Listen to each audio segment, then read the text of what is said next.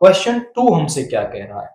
For the matrix A to be invertible the value of lambda is, यानी lambda की किस value के लिए ये जो ए है वो हमारा इन्वर्टिबल होगा, यानी कि इसका इन्वर्स निकाला जा सकता है। हम ये जानते हैं कि कोई भी जो मैट्रिक्स है वो इन्वर्टिबल तब होती है जब उसका डिटर्मिनेंट नॉट इक्वल टू 0 होता है, यानी कि यहां पर हम कहेंगे A is invertible if determinant of A is not equal to 0। तो determinant of A हम यहां पे निकाल लेते हैं।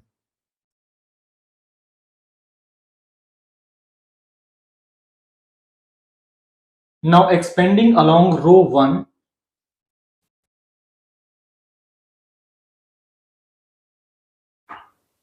यहां पे क्या आ गया 2,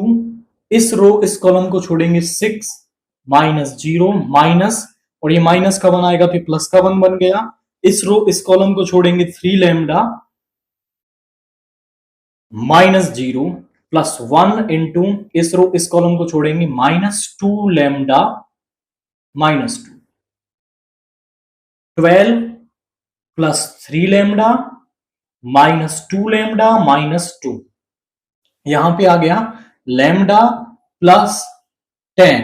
हमारे पास क्या आ गया लैम्डा प्लस 10। अब आप समझें कि लैम्डा की क्या वैल्यू आप रखोगे कि यहां पर जो डिटर्मिनेंट ऑफ ए है वो 0 बन जाएगा। जब डिटर्मिनेंट ऑफ 0 ए जो है वो 0 होगा ना,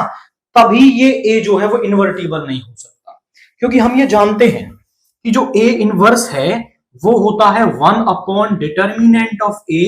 इंटू एडजॉइंट ऑफ ए। तो अपॉन में यहां पे डेनोमिनेटर में 0 नहीं आ सकता है, तो यहां पे लैम्डा जो है can not be equal to -10, यानी आप यहां लैम्डा की कोई भी वैल्यू ले सकते हैं। यानी यहां ऑप्शंस को आप देखें तो ऑप्शन डी आपको दे रखा है R-10, यानी वैल्यू -10, सॉरी दिस इज -10, कि यहां पर जो आपका पूरे रियल नंबर्स लैम्डा की वैल्यू हो सकते हैं, बस यहां से उनमें से -10 नहीं हो सकता, क्योंकि जैसे ही आप लैम्डा -10 लेंगे ये आपका 0 बन जाएगा और ए इन्वर्टिबल नहीं होगा। तो ए को इन्वर्टिबल होने के लिए यहां पर लैम्डा आपका -10 नहीं हो सकता है।